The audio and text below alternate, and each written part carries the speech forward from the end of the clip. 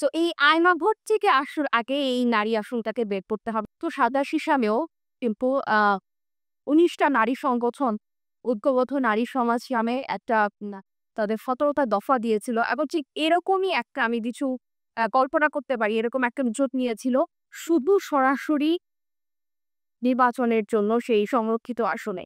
তা আমরা এখানে অনেকগুলো ছক দেখছি এবং পরবর্তীতে আ এরশাদের পতনের পর বড়, বড় রাজনৈতিক দলগুলোর সাথে দফায়, দফায় নারীরা বসেছেন এবং এটা নিয়ে আলোচনা করেছেন।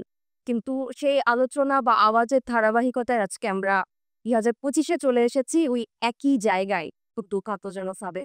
সো এইটার এখানে যে পদ্ধতিগুলো আছে এই পদ্ধতিগুলো আলোচনার মাধ্যমে সা আমরা একটা টেবিলে আসবো।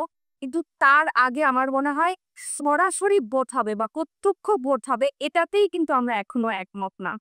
সো এটাতেই হচ্ছে আমার মনে হয় যে আমাদের প্রত্যেকটা আ মানুষের আগে, প্রত্যেকটা রাজনৈতিক দল, প্রত্যেকটা নাগরিকের আগে আমাদের এক পেজে আসতে হবে। এরপর আমরা পদ্ধতিটা যাব।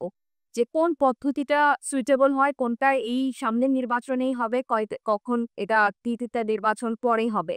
কারণ এই রুমে যারা আছেন তারা মনে হয় সবচেয়ে বেশি ভালো জানেন যে নারীদের সংসদে কিভাবে রাখা হয়েছে গত দশক ধরে। সেটা বলার এই রুমের মধ্যেই যারা আছেন তারা সবচেয়ে বেশি ভালো বোঝেন। আমাদেরকে এই রুম থেকে যখন বের হব, তখন আমাদের মানুষকে বোঝাতে হয়।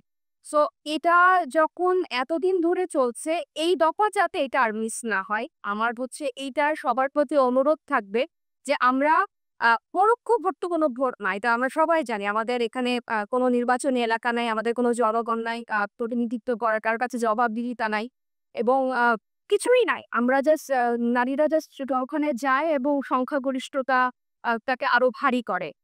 এবং কোনো যোগ্যতা ছাড়াই যায় না। একদমই অলংকারী।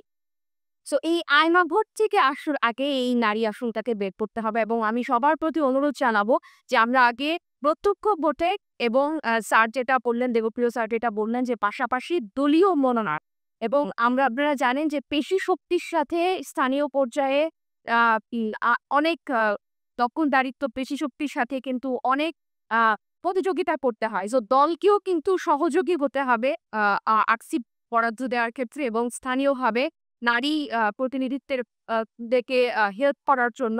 কারণ যখনই নারীরা দায়িত্বশীল পদে গেছে, এটা সব জায়গায় গবেষণা আছে, বিভিন্ন দেশে এটা স্টাডি আছে যে স্বচ্ছতা বেড়েছে এবং দুর্নীতি কমেছে। সো এটা দেশের প্রয়োজনেই এবং গণতান্ত্রিক উত্তরণের জন্যই আমার মনে হয় যে প্রত্যেকটা রাজনৈতিক দলের নারী প্রতিনিধিত্বের গুরুত্বটা বোঝা উচিত এবং সেটা দলীয় মনোনয়নও বাড়া উচিত। পাশাপাশি এই সংরক্ষিত নারী আসমান সেটা যতটাই দিক সেটাতে সরাসরি ভোটে আমরা যাতে একমত এই দফা হতে হয়। ধন্যবাদ।